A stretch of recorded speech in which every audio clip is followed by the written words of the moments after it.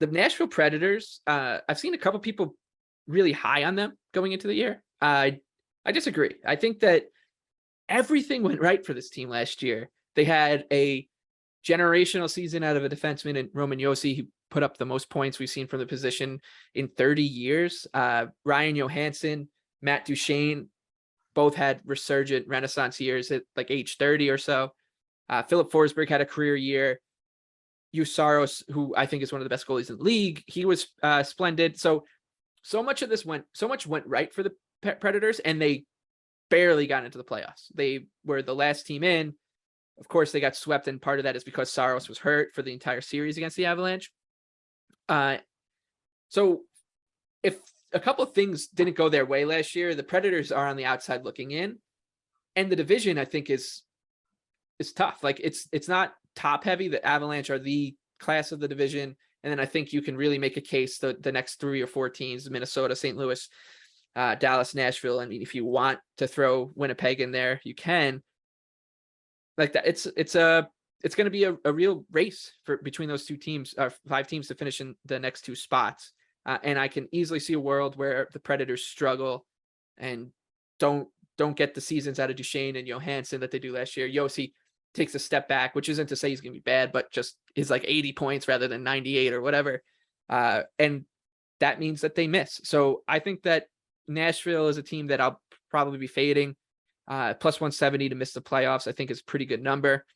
And the other team, we both like this one, the Panthers 6-1. But I'll let you set that one up. Yeah. So the Panthers, obviously, there's a lot of positives heading in. They've got some of the top end talents, but I think the floor is a lot lower than people might expect, and plus 600 is just a little too long, especially with Detroit and Ottawa. They're both going to push hard for playoff spots out of that in that division this season. It's realistic that we see Florida take a big step back. We don't know for sure what we're going to see out of Sergei Bobrovsky.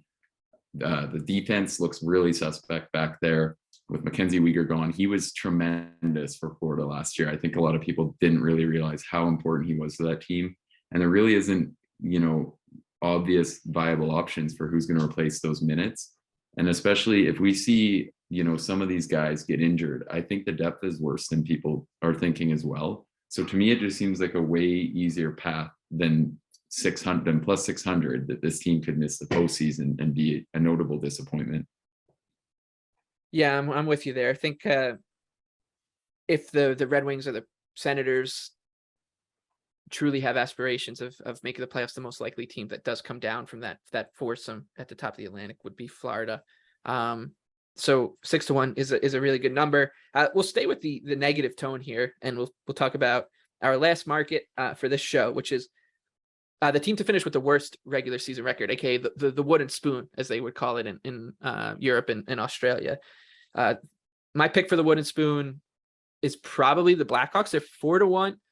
I think that number's still fine, but we both have settled on another team with more upside in this market, which is really more downside. And that's the Philadelphia Flyers.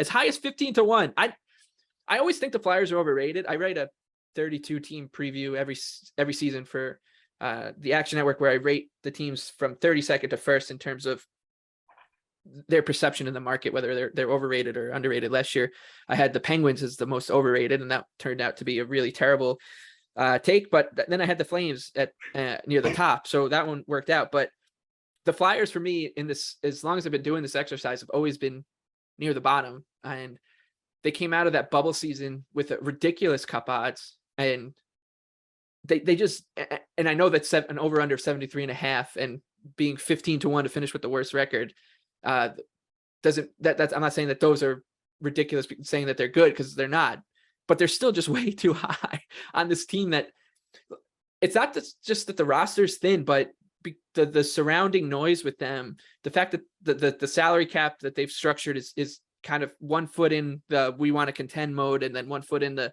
we need to rebuild and tear this thing down mode. You can see this thing going sideways, not just on the ice, but off the ice, and them just having one of the worst seasons you'll see from any team in a long, long time. So because everyone is so down on Arizona, and because everyone is so down on Chicago, Seattle, and Buffalo, I think you're getting a really good number on the Flyers to be the worst team in the NHL, which they're really not that far off from being. Yeah, I think 15-1 for the Flyers, and some of the teams they're sitting with longer odds to finish last then is a little ridiculous considering the talent on hand. And they are going to have to be they're in a more competitive division than Chicago and Arizona. And that's going to really make things hard. I think, it's possible with Torts, they come in a little more ready to go and have a strong start. But I just think at some point, the lack of talent in that division is just going to be so hard to hide.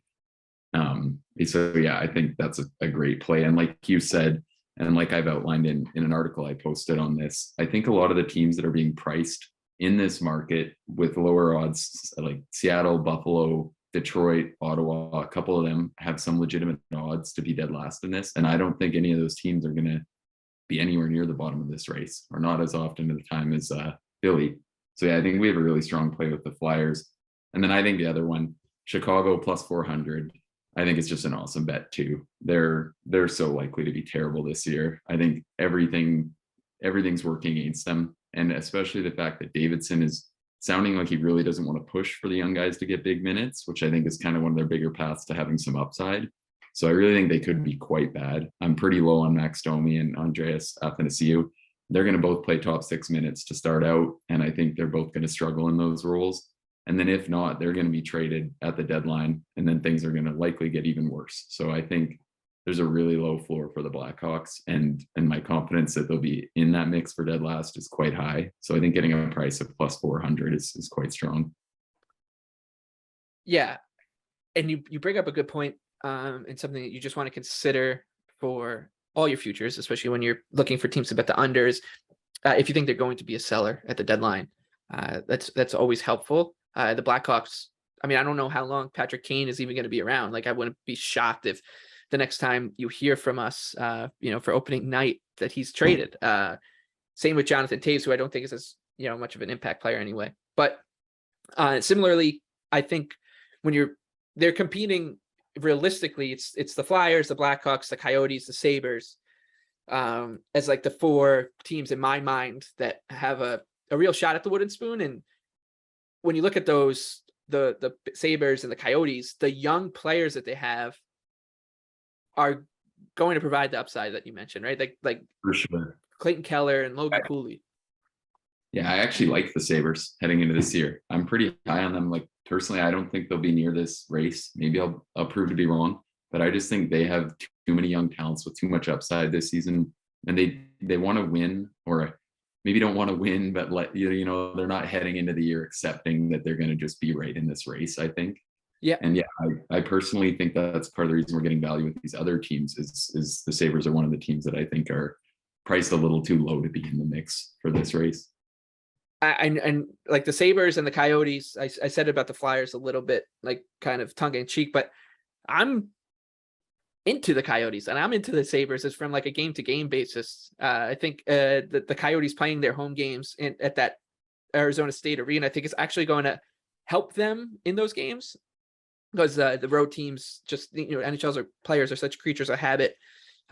Adjusting to that is going to take some time. So it's likely that the Coyotes are going to be competing with the Blackhawks to finish last in the Central. But I just think that you're getting you should give the Coyotes a benefit of the doubt for having those young players with some upside and some hunger, that I could see the Blackhawks finishing 10 points adrift in that division. And then, going back to the Flyers, could be even deeper than that. So Flyers, Blackhawks, I don't think you could go wrong with either one of those. For sure. And even I wouldn't even necessarily say that I think betting the Coyotes are the worst play there. Like, ultimately, my main confidence in this angle is that there's about those 6 teams there, the Kraken, the Sabres, the Red Wings, the Senators, whoever else, that I don't think are going to end up anywhere near this, which is why I think that some of those favorites there and then the Flyers are just a really strong play.